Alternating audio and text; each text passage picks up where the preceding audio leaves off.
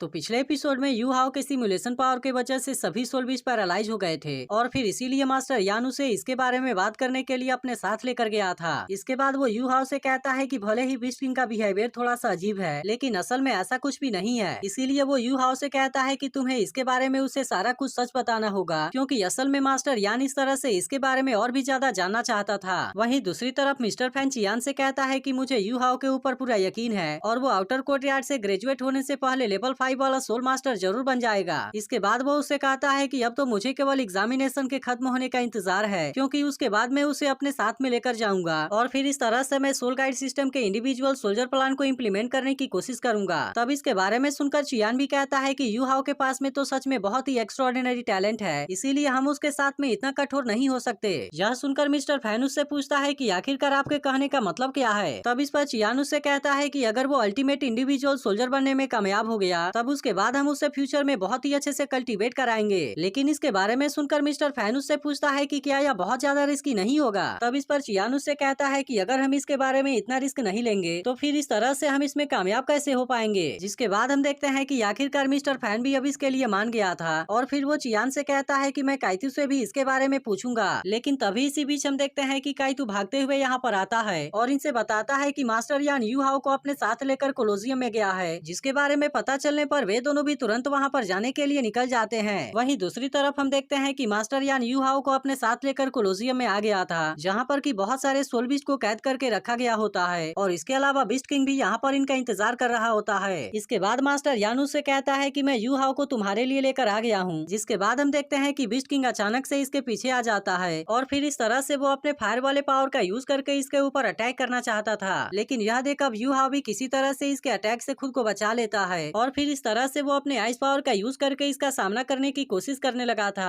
अब इसी वजह से हम देखते हैं कि उसके आइस एट्रीब्यूट वाला सोल रिंग भी एक्टिवेट हो जाता है, जिसे देख मास्टर यान पूरी तरह से हैरान हो गया था और फिर कहने लगता है कि यह तो अल्टीमेट आइस एट्रीब्यूट है। इसके अलावा इनको यह भी पता चल जाता है कि इसके पास में तो असल में ice shade scorpion martial spirit है। इसके बाद हम देखते हैं कि यू हाओ अपने फर्स्ट सोल इसकी लाइस एम्परर क्लॉज का यूज करने लगता है और अब इस तरह से वो इसका यूज करके बीस्ट किंग के फायर पावर का सामना करने लगा था। तब इसे देख बीस्ट किंग भी कहता है कि यह तो असल में अल्टीमेट आइस मार्शल सोल है, क्योंकि इसके पावर ने तो मुझे भी सप्रेस कर दिया। अब इतनी बात कहने के बाद वो अपने फायर पावर को यूज करना बंद कर देता है और फिर उससे पूछता है कि तुम्हारे 200,000 ईयर सोल्डिंग के साथ में क्या चल रहा है और आखिरकार अब ये 1000 ईयर सोल्डिंग कैसे हो गया। लेकिन आखिरकार अब इस तरह से इनको समझ में आ जाता है कि इसके पास में तो असल में ट्विन मार्शल आर्ट है, जिसके बारे में सुनकर यू हाओ भी कहता है कि आपने इसके बारे में सही समझा और आइस शेड स्कॉर्पियन मेरा फर्स्ट मार्शल आर्ट स्पिरिट है। वहीं दूसरी तरफ हम देखते हैं कि हुआ भी और उसके साथी भी यू हाओ के बारे में ही बात कर रहे होते हैं और इनको समझ में नहीं आ रहा था कि अचानक से यू हाओ के पास में इतना पावरफुल सोल्डिंग कैसे आ गया। तभी जुलू भी कहने लगती है कि हमें उनको किसी भी तरह से हराना ही होगा, क्योंकि मैं उनको सलामी नहीं देना चाहती। वहीं दूसरी तरफ हम देखते हैं कि यू हाओ इनको अपने सेकेंड सोल स्किल सिमुलेशन के बारे में बताने लगा था, जिसके बारे में जानकर वे दोनों भी पूरी तरह से हैरान हो गए होते हैं, क्योंकि इसका सिमुलेशन असल में बहुत ही रियलिस्टिक होता है। तब इस पर यू हाओ इनसे कहता है कि यह तो मेरे स्पिरिचुअल आई मार्शल सोल का सिमुलेशन स्किल था, जिसके मेंटल फ्लक्चुएशन से मैं स्पेस को डिस्टॉर्ट कर सकता हूँ और फिर इस तरह से मैं बहुत सारे सोल बीस्ट के फॉर्म को क्रिएट कर सकता हूँ। तब इसके बारे में सुनकर बीस्ट किंग को भी सब कुछ समझ में आ जाता है, लेकिन इसी के साथ वो उससे कहता है कि तुम्हारे सिमुलेशन स्किल के वजह से मेरे सभी सोल बीस्ट पैरालाइज हो गए थे और इसीलिए अब से तुम यहाँ पर अपने इस स्किल का यूज नहीं करोगे। जिसके बाद हम देखते हैं कि इसके बारे में सुनकर यू हाओ भी इसके लिए मान जाता है। वहीं मास्टर यान कहने लगता है कि इसके पास में तो अल्टीमेट आइस एट्रीब्यूट और स्पिरिचुअल आई है, जिसके वजह से ही चियान ने इसके लिए मेरे साथ में बहुत ही चालाकी का यूज किया और इस तरह से उसने यू हाओ को अपने डिपार्टमेंट का कोर डिसाइपल बना लिया। लेकिन तभी बीस्ट किंग यू हाओ से कहता है कि तुम कभी मेरे साथ में स्टारडुओ फॉरेस्ट में चलो, क्योंकि मुझे ऐसा लगता है कि तुम अपने इस सोल स्किल से मेरी बहुत ज्यादा मदद कर पाओगे और इस तरह से हम अपने स्कूल के लिए सोल बीस्ट को जिंदा पकड़ पाएंगे। तब इस पर यू हाओ भी उसे कहता है कि मुझे इस बात से कोई प्रॉब्लम नहीं है। लेकिन तभी मास्टर यान बीस्ट किंग से कहता है कि मैं यू हाओ के साथ में अकेले में कुछ बातें करना चाहता हूँ। जिसके बाद हम देखते हैं कि बीस्ट किंग भी इसकी बात मान गया था और फिर मास्टर यान यू हाओ को अपने साथ में लेकर अपने ऑफिस में आ जाता है। इसके बाद वो यू हाओ से कहता है कि पिछली बार हम तुम्हारे असली टैलेंट को नहीं पहचान पाए थे, जिसके वजह से ही हम तुम्हें अपने मार्शल आर्ट के ब्रांच का कोर डिसाइपल नहीं बना पाए। इसीलिए मैं चाहता हूँ कि तुम इसके लिए हमें माफ कर दो और मैं उम्मीद करता हूँ कि अब तुम मेरी बातों से अग्री हो जाओगे। इसके बाद वो उससे कहता है मैं चाहता हूँ कि तुम मेरे मार्शल आर्ट डिपार्टमेंट के इनर कोर्टयार्ड का डिसाइपल बन जाओ, जिसके बाद मैं पर्सनली खुद तुम्हें टीच करूंगा और इसके अलावा वो इसके लिए उसे बहुत सारे ऑफर भी देने लगा था। लेकिन तभी इसी बीच हम देखते हैं कि चियान और मिस्टर फैन भी यहाँ पर आ गए होते हैं, जो कि चुपके से इनकी बातों को सुन रहे थे। लेकिन वहीं हम देखते हैं कि बहुत सारे ऑफर के बाद भी यू हाओ इसकी बात मानने के लिए रेडी नहीं होता, जिस पर मास्टर यान उससे कहता है कि क्या तुम वांग और सियाओ के साथ में नहीं रहना चाहते, क्योंकि वैसे भी तो वे फ्यूचर में मार्शल आर्ट के इनर कोर्ट यार्ड के स्टूडेंट जरूर बनेंगे। लेकिन तभी हम देखते हैं कि चियान मास्टर यान के ऊपर गुस्सा होते हुए उसके सामने आ जाता है और फिर उससे कहने लगता है कि क्या तुम भूल गए कि तुमने मुझसे क्या प्रॉमिस किया था। तब इस पर मास्टर यान भी उससे कहता है कि मैंने तो अपना प्रॉमिस पूरा कर दिया है और इसके अलावा अब तो यू हाओ तुम्हारे सोल गाइड ब्रांच का कोर डिसाइपल भी बन गया है, इसीलिए मैं तो इसे केवल इसके बारे में एडवाइस दे रहा था और इसीलिए वो जिस भी ब्रांच को चाहे चूज कर सकता है। लेकिन इस पर चियान उससे कहता है कि यू हाओ तो पहले से ही मेरे डिपार्टमेंट का कोर डिसाइपल बन गया है, इसीलिए मैं चाहता हूँ कि अब तुम हमारे बीच में ना आओ। लेकिन इसके बाद भी हम देखते हैं कि मास्टर यान इसके लिए रेडी नहीं होता और अब इस तरह से वे दोनों यू हाओ के लिए आपस में फाइट भी करने लगते हैं। लेकिन तभी इसी बीच हम देखते हैं कि यहाँ पर कोई दूसरी मास्टर भी आ जाती है और फिर इनसे कहती है कि क्या तुम इसके बारे में मेरी बात मानोगे।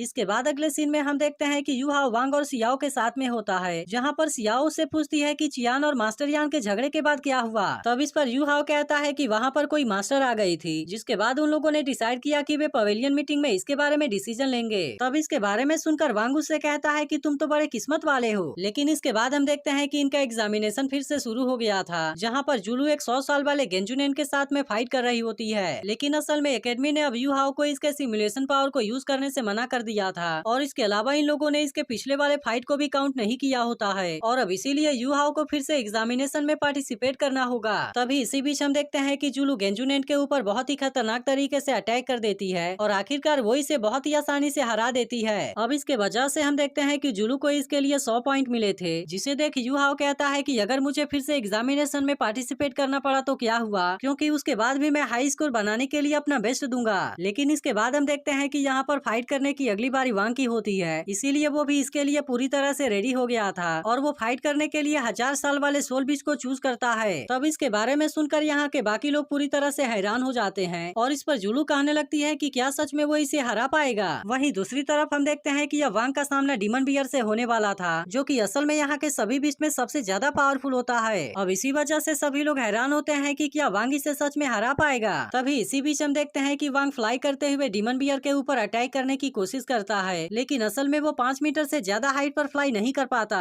और फिर बीस्ट किंग भी इसे बताता है कि तुम यहाँ पर 5 मीटर से ज्यादा की हाइट पर फ्लाई नहीं कर सकते। लेकिन इसके बाद भी हम देखते हैं कि वांग को इसके बारे में कोई भी चिंता नहीं होती और वो तुरंत ही अपने आप को डीमन बियर के अटैक से बचाने लगता है। अब इस तरह से हम देखते हैं कि वांग बहुत ही शानदार तरीके से डीमन बियर के ऊपर अटैक करने लगा था, जिसके बाद वो अपने first soul skill wing blade को भी एक्टिवेट कर लेता है और अब इस तरह से वो इसका यूज करके डीमन बियर के ऊपर अटैक करने की कोशिश करता है, जिसके बाद हम देखते हैं कि इसके वजह से डीमन बियर भी इसके ऊपर काफी गुस्सा हो जाता है और वो भी गुस्से में तुरंत अपने पावर को एक्टिवेट करने लगता है। अब इस तरह से वो गुस्से में आकर बहुत ही खतरनाक तरीके से वांग के ऊपर अटैक करने लगा था, जिसे देख वांग भी इसके अटैक से खुद को बचाने के लिए पूरी कोशिश करता है, लेकिन आखिरकार वो ज्यादा समय के लिए इसके सामने कुछ भी नहीं कर पाता और फिर आखिरकार वो इसके सिस्मिक वेव के सामने कमजोर पड़ने लगता है। अब इसके वजह से हम देखते हैं कि टीचर जावा को भी इसके बारे में चिंता होने लगी थी, क्योंकि डीमन बियर के अटैक के वजह से वांग वहीं पर बेहोश होने वाला था। अब इस तरह से हम देखते हैं कि वांग भी इसके सामने कुछ नहीं कर पाता और वो डीमन बियर आखिरकार इसे अपने मुंह के अंदर कैद कर लेता है। तब इसे देख टीचर जावा मास्टर यान से कहती है कि क्या हमें इसके बारे में कुछ करना चाहिए, लेकिन इस पर मास्टर यान कहता है कि अगर वे ऐसे सिचुएशन का सामना नहीं करेंगे तो फिर आखिरकार वो ग्रो कैसे कर पाएंगे। तभी इसी बीच हम देखते हैं कि वांग अपने second soul skill butterfly god light का यूज करने लगता है, जिसके वजह से वो डीमन बियर भी अब कुछ नहीं कर पाता और फिर आखिरकार इस तरह से वांग इसके मुंह से बाहर आ जाता है। लेकिन अब इसी के साथ हम देखते हैं कि उसने अपने थर्ड सोल स्किल का यूज करके इसके ऊपर अटैक करने का डिसाइड कर लिया था और फिर इसीलिए वो तुरंत अपने बटरफ्लाई गॉड स्लैश का यूज करके इसके ऊपर अटैक कर देता है। तब इसे देख वो डीमन बियर भी इसके अटैक का सामना करने की कोशिश करता है और फिर इसके दौरान वो अचानक से इसके लाइट बॉल के अंदर कैद हो जाता है। तभी इसे देख टीचर जामा कहने लगती है कि वांग का सेकेंड सोल स्किल भले ही एक लाइट बॉल के जैसा दिखाई देता है, लेकिन असल में उसके अंदर लाइट की 108 स्लैश कंप्रेस है। अब इस तरह से हम देखते हैं कि वे लाइट स्लैश बहुत ही खतरनाक तरीके से डीमन बियर के ऊपर अटैक करने लगे थे, जिसके वजह से डीमन बियर भी आखिरकार अब इसके सामने कुछ नहीं कर पाता और फिर इसे बचाने के लिए खुद बीस्ट किंग को यहाँ पर आना पड़ता है। इसके बाद हम देखते हैं कि वो डीमन बियर फिर से इसके ऊपर अटैक करने की कोशिश करना चाहता था, लेकिन अब वो इसके पावर को देख तुरंत अपने जगह से पीछे हट जाता है। अब इस तरह से हम देखते हैं कि वांग भी इस फाइट में जीत गया होता है, जिसे देख मास्टर यान अनाउंस करता है कि इसे बेसिक पॉइंट में से सभी 100 पॉइंट दिए जाएंगे और इसके अलावा उसे अपने कॉम्बैट स्किल का सही तरीके से यूज करने के लिए और भी 50 पॉइंट दिया जाएगा और फिर इस तरह से हम देखते हैं कि इसे 150 पॉइंट मिल जाते हैं। लेकिन तभी मास्टर यान कहता है कि डीमन बियर का डिफेंस पावर सभी माइलेनियम बिस्ट में सबसे बेस्ट होता है, इसीलिए हो सकता है कि वो भले ही तुम्हारे फाइनल ब्लो का सामना कर ले, लेकिन इसके बैकलैश के वजह से तुम भी जख्मी हो जाओगे। और फिर इसीलिए वो वांग के 40 पॉइंट को काट लेता है। अब इसके वजह से हम देखते हैं कि वांग को आखिर में केवल 110 पॉइंट मिलते हैं, लेकिन आखिरकार कोई भी इसके बारे में कुछ नहीं कर सकता था। इसके बाद मास्टर यान इनसे कहता है कि एक्सीलेंट सोल मास्टर वही होता है जो कि किसी भी बैटल में सबसे पहले खुद को प्रोटेक्ट करे और फिर उसके बाद वो अपने ओपोनेंट को हराए। जिसके बारे में सुनकर वांग भी उससे कहता है कि मैं आपके बातों को समझ गया। लेकिन इसके बाद भी हम देखते हैं कि सियाओ इस बात से खुश होती है क्योंकि अभी भी वे हुआबिन के टीम से 10 पॉइंट आगे थे।